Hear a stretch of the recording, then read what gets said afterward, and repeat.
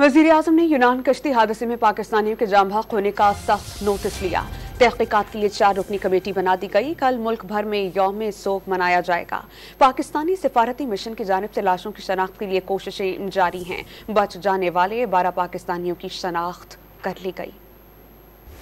यूनान कश्ती हादसे में पाकिस्तानियों के जाँ बहक होने पर पूरी कौम अफसुर्दा है। वज़ीर-ए-आज़म शहबाज शरीफ ने हादसे का सख्त नोटिस लेते हुए तहकीकात के लिए आला सतह की 4 रुकनी कमेटी कायम कर दी। नेशनल पुलिस ब्यूरो के डायरेक्टर जनरल की सरबराही में कमेटी हादसे के हक़ाइक़ की खोज, इंसानी स्मगलिंग के पहलुओं की तहकीकात और हादसे के जिम्मेदारों का तयन करेगी। वज़ीर-ए-आज़म ने पाकिस्तानियों के जाँ बहक होने पर 19 जून को मुल्क भर में यौम सोग मनाने का भी ऐलान किया। वज़ीर-ए-आज़म हाउस के एलामिये के मुताबिक यौम सोग पर कौमी परचम सरनगू रहेगा और जाँ बहक होने वालों के लिए खुसूसी दुआ की जाएगी। आज़ाद कश्मीर में आज यौम सोग मनाया गया। वज़ीर-ए-आज़म आज़ाद कश्मीर ने मुतासरा ख़ानदानों की माली मुआविनत और एजेंट्स को सख्त सजाएं दिलाने की यकीन दहानी करवाई। आज़ाद कश्मीर से इंसानी स्मगलिंग में मुलविस 10 मुल्ज़िमान को गिरफ्तार करके इनके खिलाफ मुकदमा दर्ज कर लिया गया। DIG मीरपुर डॉक्टर खालिद चौहान ने बताया कि मुकदमे में कत्ल और फ्रॉड की दफात शामिल हैं। ये प्रोसेस में आपको बताऊंगा कि जो ही हमें इन्फॉर्मेशन मिली है, हमने इस प्रोसेस पे काम करना शुरू कर दिया था।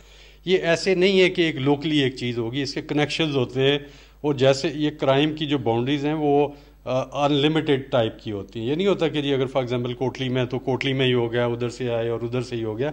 इसके लिए कनेक्शंस होते हैं। इस केस के अंदर गुजरात के कनेक्शन हैं। एक कल्प्रिट वहाँ पे साजिद, उन्होंने FIA वालों ने गिरफ्तार किया। जो 12 लोग पाकिस्तान के सर्वाइवर थे उसमें से 2 आज़ाद कश्मीर के से। हादसे में बच जाने वाले 12 पाकिस्तानियों की शनाख्त कर ली गई। इनमें अदनान बशीर, हसीबुर रहमान, मोहम्मद हमजा, अजमत खान, मोहम्मद सनी और जाहिद अकबर शामिल हैं। महताब अली, राना हसनैन, उस्मान सिद्दीकी, निशान सरवर, इरफान अहमद और उमर अराइन को भी बचा लिया गया। पाकिस्तानी सिफारती मिशन की जानिब से जाँ बहक पाकिस्तानियों की शनाख्त के लिए कोशिशें जारी हैं।